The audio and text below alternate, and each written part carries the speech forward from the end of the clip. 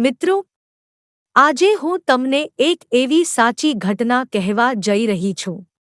ઘટના એ સમયની છે જ્યારે હું ફક્ત 15 વર્ષની હતી. ઉંમર નાની હતી, પણ સપનાઓ મોટા હતા.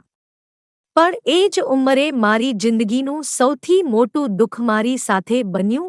હું નિર્દોષ હતી, મારા ભવિષ્ય વિશે વિચારી રહી હતી.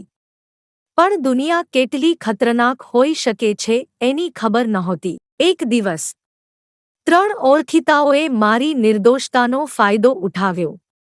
તેઓએ મારી સાથે એવો દ્રોહ કર્યો કે મારી જિંદગી તૂટી પડી. મારા મોઢેથી અવાજ પણ બહાર ન નીકળી શક્યો. અને પછી મારી હાલત એવી થઈ ગઈ કે હું પોતાને જ દોષ આપવા લાગી. સમાજે મને સમજવાનો બદલે મને જ ખોટું ઠેરવ્યું. પણ મિત્રો, દોષ મારો નહોતો. દોષ એ લોકોનો હતો જેઓએ માનવતા વેચી નાખી. આજે હું ફક્ત એટલું જ કહેવા માંગુ છું.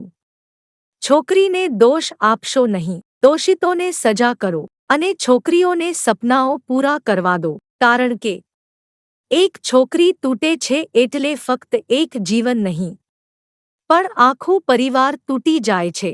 મિત્રો, જો આ કથા તમને હૃદયને સ્પર્શી હોય તો કૃપા કરીને આ વિડિયો શેર કરો.